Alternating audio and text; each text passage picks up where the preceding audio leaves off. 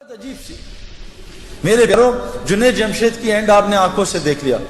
آپ نے پوری دنیا کے لوگ اس کے اسکالر کہہ رہے ہیں. اسکالر جنید جمشید، وہ کہاں سے اسکالر آ گیا میرے پیاروں؟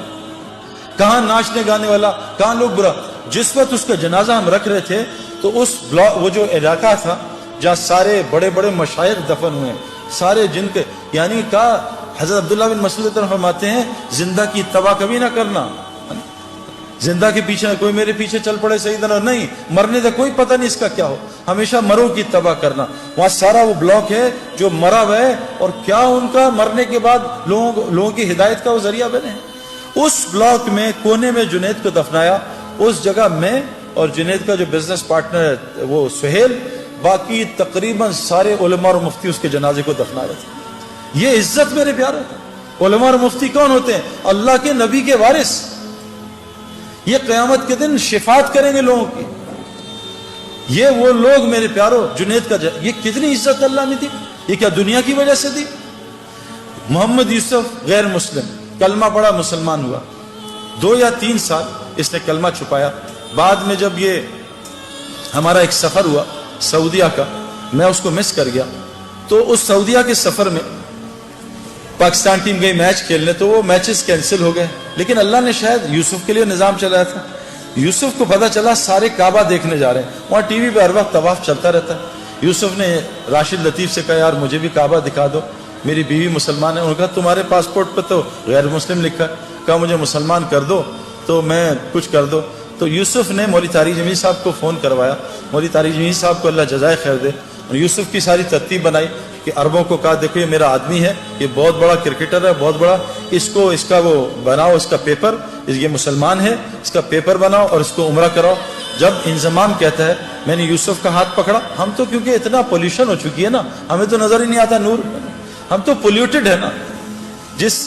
جو آدمی گوبر کے میدان میں بیٹھا اس کو گوبر کی بدبو تھوڑی آتی ہے نا.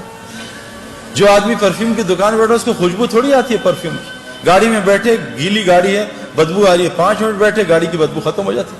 ہم اتنا ظلم دیکھ رہے ہیں، ہم اتنا آنکھوں سے حرام دیکھ رہے ہیں، ہمیں کچھ نظام نظر ہی نہیں آتا کہ اللہ کا نظام کیسے چل رہا ہے، رزق کیسے ملتا ہے، یہ بیماریاں کیوں آ رہی ہیں، یہ پریشانیاں کیوں آ رہی ہیں. ہم تو سمجھ رہے ہیں سیکیورٹی مسئلہ ہے، ہم تو سمجھ رہے ہیں حکومت والے خراب ہیں. غلط، بکواس، سب غلط. کیونکہ ہماری دل اتنا اندھا ہوا ہے کہ ہم اللہ کو ہٹا کے سب کو کہہ رہے ہیں حکومت نے یوں کر دیا، ڈاکٹر نے یوں کر دیا، پولیس نے یوں کر دیا، فوج نے یوں کر دیا. او بھائی، ہم اتنا پولیس فوج کو بول چکے ہیں کہ ہم فرشتوں کے یقین سے نکل چکے ہیں کہ فرشتے بھی کچھ ہوتے ہیں. ہمیں کتوں کا یقین ہے، آیت الکرسی کا یقین ہے کہ آیت الکرسی سے حفاظت ہوتی ہے. تو محمد یوسف کا ہاتھ انضمام نے پکڑ لیا اور محمد یوسف کی بیوی کا ہاتھ انضمام کی بیوی نے پکڑ لیا. کہا یوسف میں نے خود یہ ایکسپیرینس کیا ہے، مجھے سعید بھائی نے بتایا تھا، اور یہ حدیث میں آتا ہے کہ جو آدمی کعبے کو پہلی دفعہ دیکھے، اور میں قسم کھا کے کہنے کو تیار ہوں، میں نے کعبے کو پہلی دفعہ دیکھ کے جو دعا مانگی تھی وہ اللہ تعالیٰ نے ایسی قبول کی میں آپ کو بتا بھی نہیں سکتا. یوسف نے ایسے منہ نیچی کیا تو انضمام نے کہا جب میں کعبہ آئے گا تمہیں بتاؤں گا، تو نے میرے لیے ضرور دعا کرنی ہے. اور ہمارے مولوی فہیم صاحب رائیونڈ کے کہ امام حنیفہ رحمۃ اللہ ایک دعا کرتے تھے، اے اللہ میں جو دعا مانگوں وہ قبول ہو جائے. لیکن کہا وہ امام تھے، تم امام نہیں، تم کہنا اے اللہ میں اس سفر میں جو خیر کی دعائیں مانگے قبول کر لینا.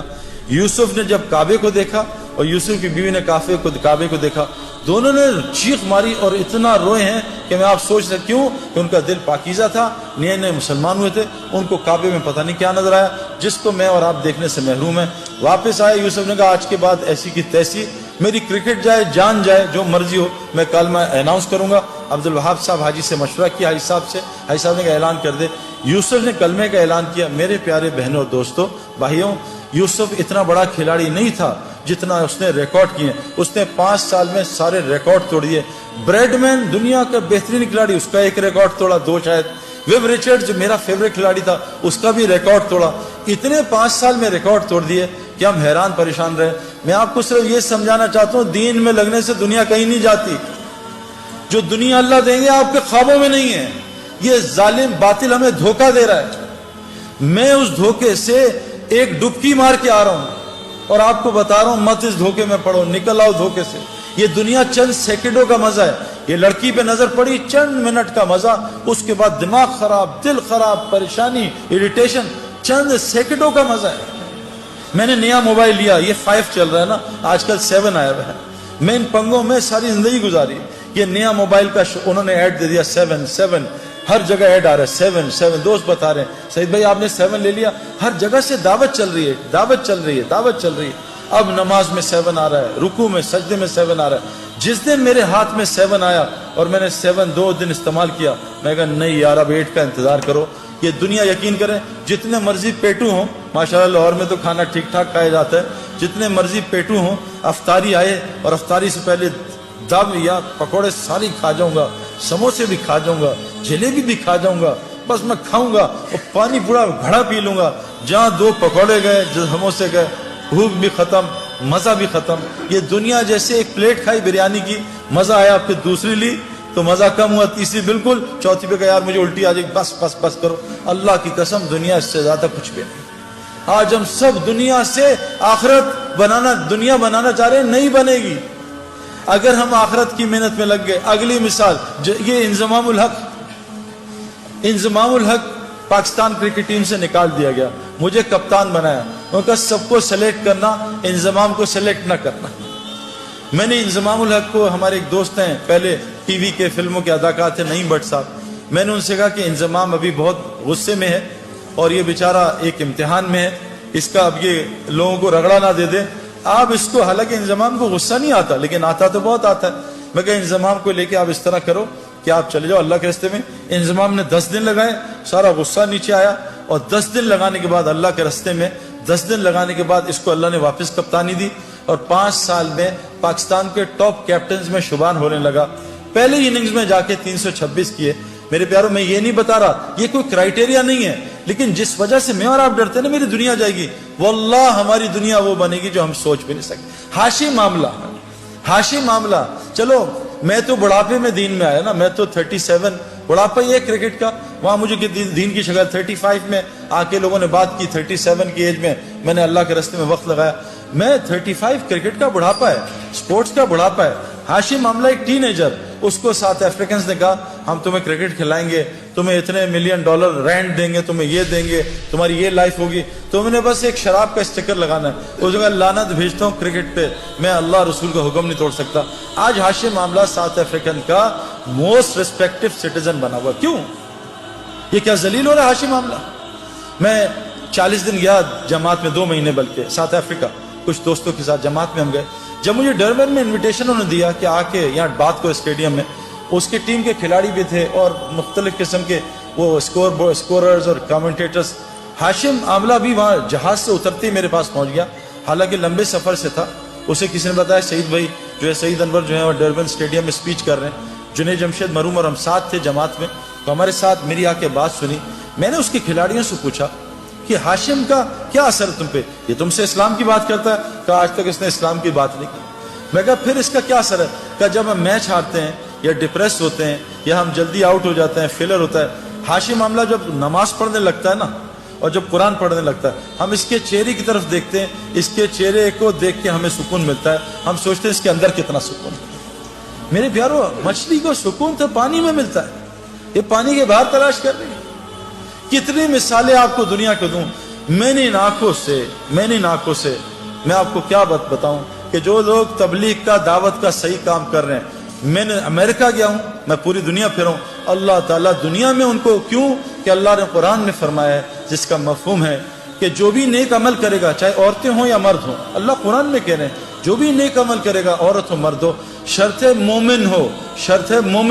اللہ کہہ رہے ہیں لام اور نون قرآن میں جہاں آتا ہے اس کا مطلب ہے اوبلیگیٹری ہو جاتا ہے, اس میں کوئی ڈاؤٹ نہیں ہے. اللہ کہہ رہے ہیں لام اور نون ملا کے کہہ رہے ہیں کہ میں ضرور بالضرور 200% میں اس کو حیات طیبہ کہتے ہیں, جنت فردوس کی زندگی کے ایپیٹائزر کو, میں اس کو دنیا میں بسر کرواؤں گا, جنت کی زندگی یہاں بسر کرواؤں گا. آج مسلمانوں پر زندگی جو ہے وہ جنت کے نہیں ہے میرے پیاروں. کیوں کہ آج مسلمانوں میں کیا ہے, دیکھو جنت کی زندگی کے علامات ہیں, جہنم کی زندگی کے علامات ہیں.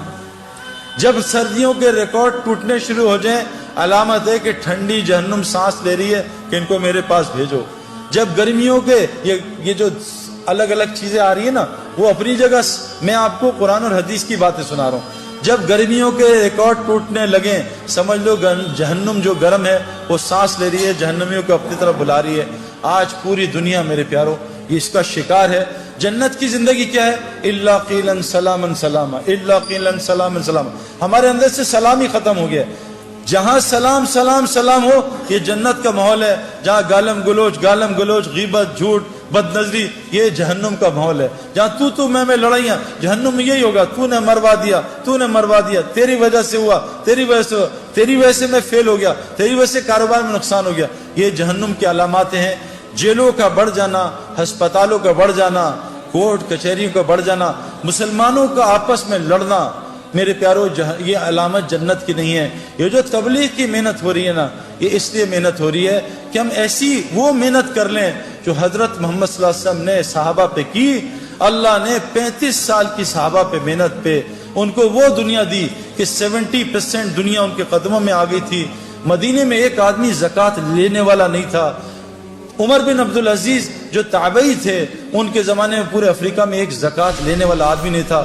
میرے پیاروں اگر ہم صحیح دین پہ آ جائیں اللہ ہمیں وہ دنیا دے گا جو آپ سوچ بھی نہیں سکتے۔